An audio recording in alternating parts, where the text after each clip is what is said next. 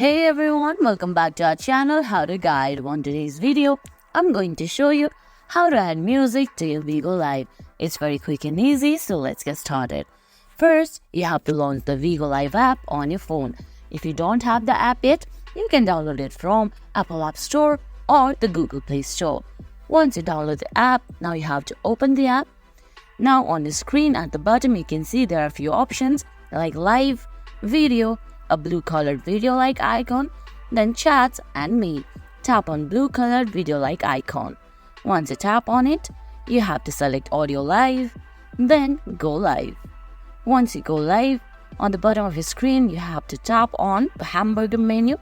Then you can see music option is right below singing mode. Tap on it. Now you have to sync the device, iTunes or PC to select music and add music to your video. And guys, that's it. That's how you add music to your Bigo Live. I hope you found this video helpful. If you did, please give it a thumbs up, leave a comment, subscribe to our channel and hit that bell icon.